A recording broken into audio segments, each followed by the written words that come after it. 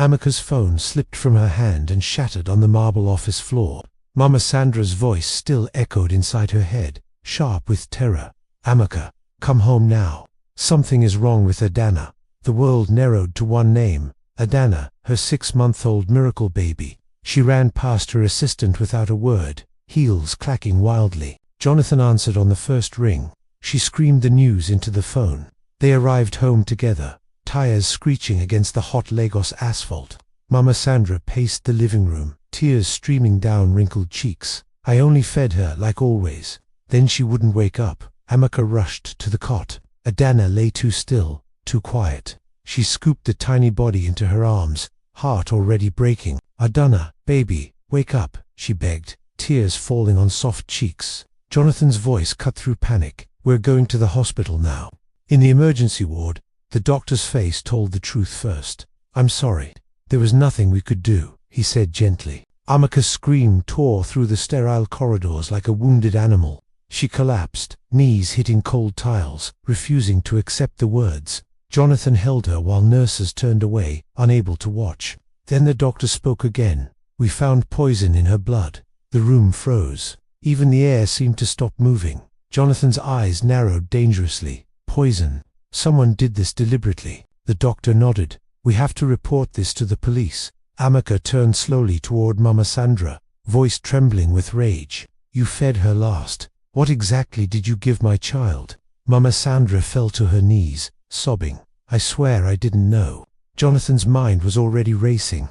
He remembered the hidden cameras that night. He locked himself in the office, rewinding every frame. Hours passed until he found the footage from that afternoon. A woman in a scarf and dark glasses entered the kitchen. She handed Mama Sandra a small container and whispered something. Mama Sandra nodded, then poured powder into Adana's feeding bottle. The stranger turned the camera, caught her profile perfectly. Jonathan paused the video, zoomed in, and felt ice in his veins. He called Amaka immediately. "You need to see this now." Amaka stared at the frozen image, breath catching in her throat. "That's impossible," she whispered, hands flying to her mouth. The woman on the screen was Amara, her stepmother, supposedly dead.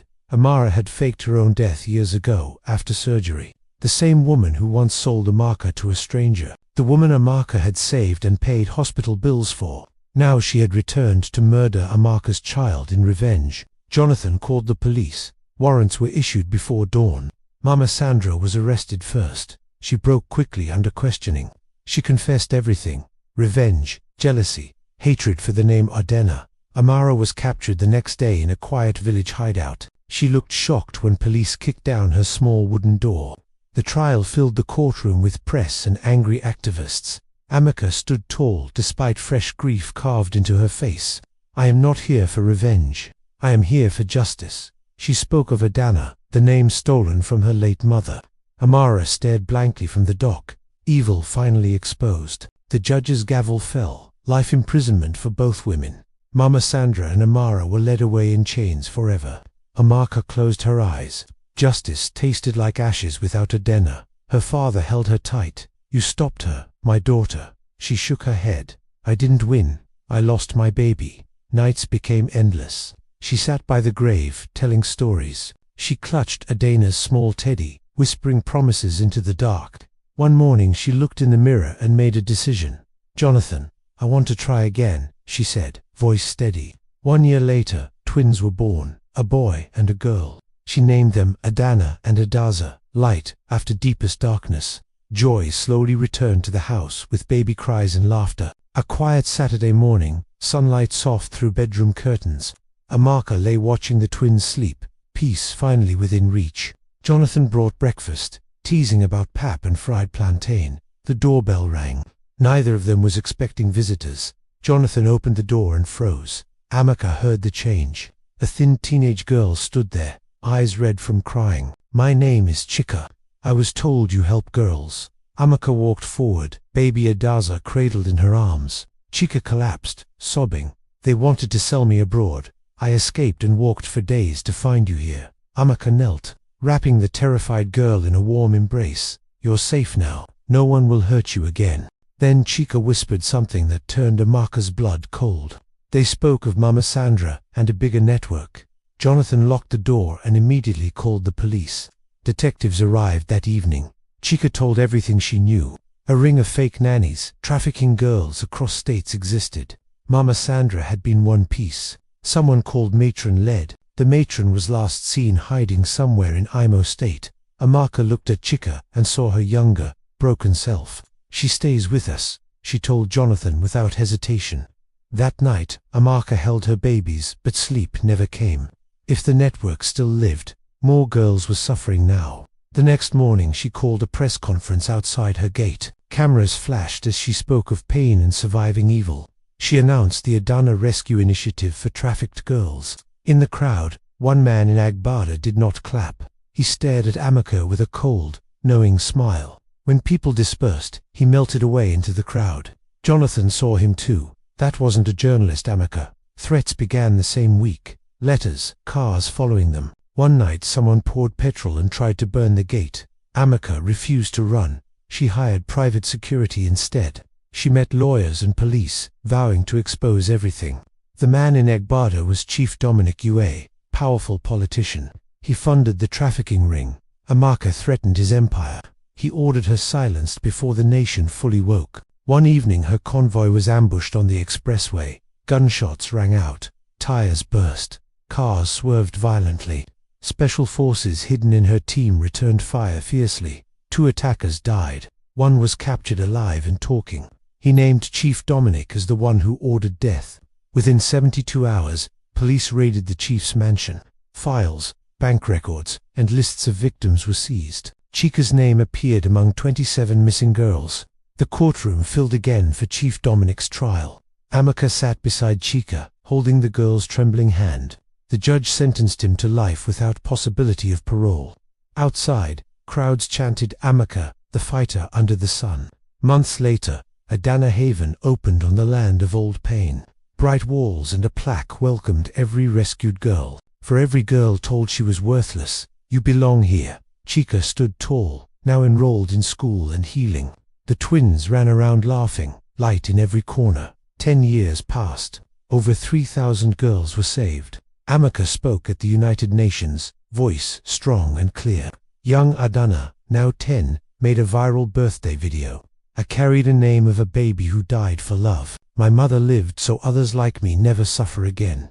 Adana Haven shelters stood in 6 states across Nigeria.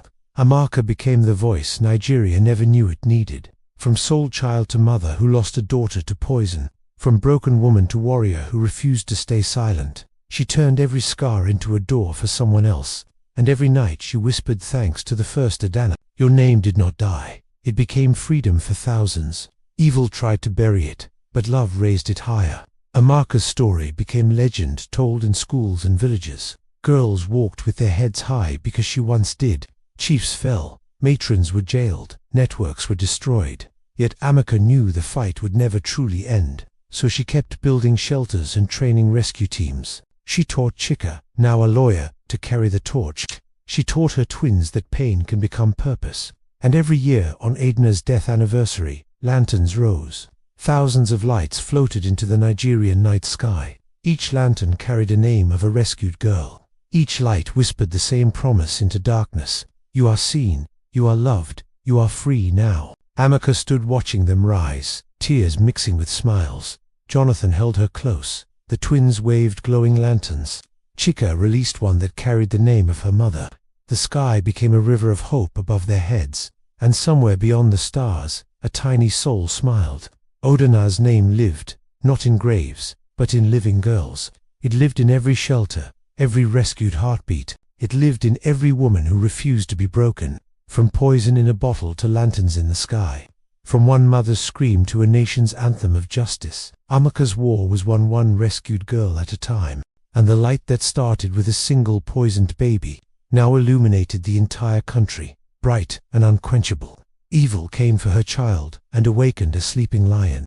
Nigeria would never forget the name Adana again, because a mother's love refused to let it die. And in that love, thousands of daughters were reborn.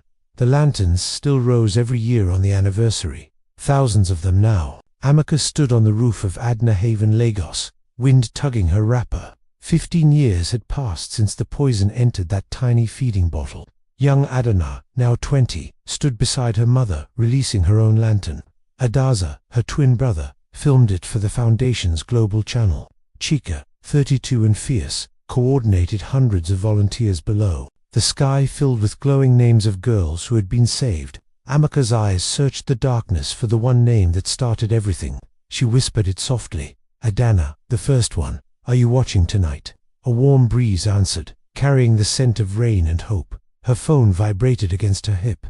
Unknown number, same as 15 years ago. She almost ignored it, then pressed accept with steady fingers. A woman's voice, trembling but clear. Madame Amaka, they took my daughter. Calm down, tell me everything, Amaka said. Voice instantly gentle steel. The woman sobbed. They came as domestic placement agents this morning. They promised school fees and a good job in the city. My Kioma is only 13. They drove away in a white bus. Amaka's heart clenched.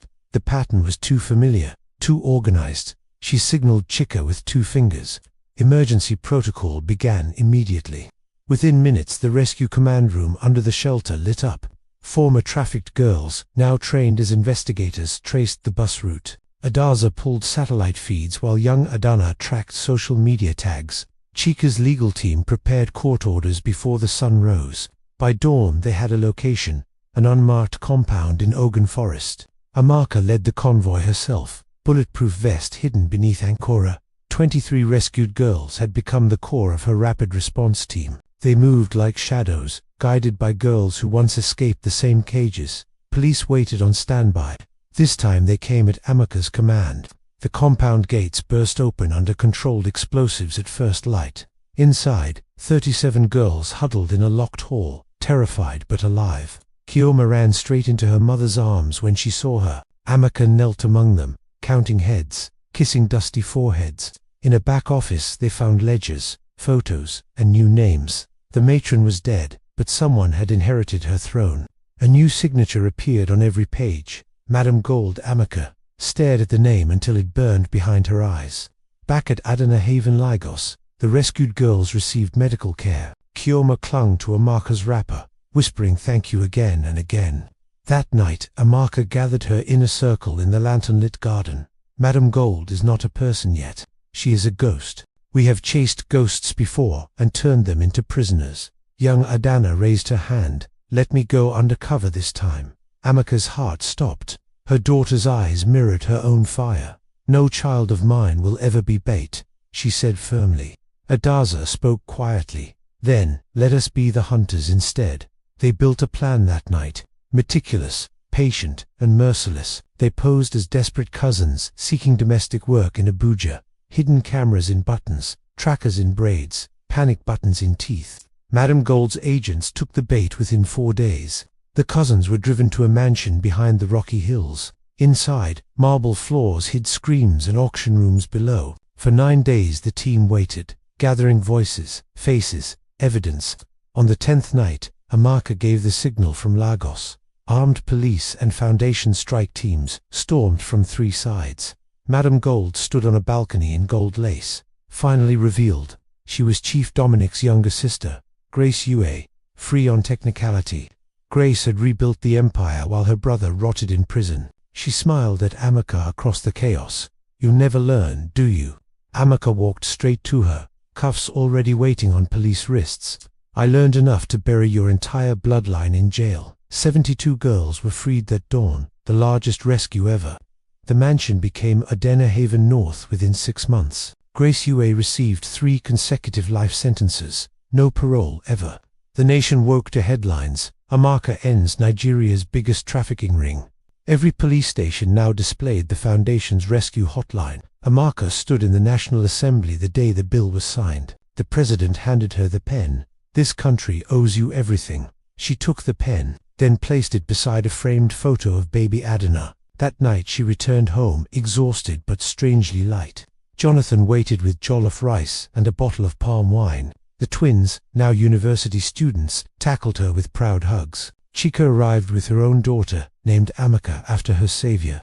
They ate under the stars, while lanterns still floated above Lagos. Young Adana raised a glass. To the first Adana who never gave up. Everyone echoed the toast, voices carrying into the warm night. Later, Amaka slipped away to the old nursery, now a memorial room. She lit a single candle beneath the photo of the baby lost. "I kept the promise," she whispered, tears soft on her cheeks. "They tried to kill your name, but it became a nation's shield." A gentle hand touched her shoulder. Jonathan stood behind her. He said nothing, just held her until the candle burned low. Outside, Nigeria slept a little safer because one mother refused silence. 25 years after the poison, the first Adanahaven turned 25. Over 12,000 girls had walked through its doors to freedom. Amaka, graying at the temples, stood before a sea of graduates. Caps and gowns in gold and green filled the massive field. Each girl wore a small pin shaped like a lantern on her chest. Amaka's voice carried across microphones to millions watching live. "You were told you were nothing. Today the world knows different. You are doctors, lawyers, pilots, mothers, presidents of tomorrow. Never forget the baby whose name opened every door for you." The crowd rose in one wave, chanting Adana, until voices cracked. Young Adana, now Dr. Adana, led the graduate pledge. Her twin Adaza, now engineer Adaza, unveiled a new rescue app. Chika, Director General, wiped tears while holding her teenage daughter. That night the biggest lantern release in history lit the sky. 100,000 lanterns rose above the Atlantic coast. From Senegal to South Africa, people watched the glowing river. She felt small arms that were not there wrap around her. A voice only she could hear whispered, "Mummy, I am proud." She smiled through tears and answered the wind without fear.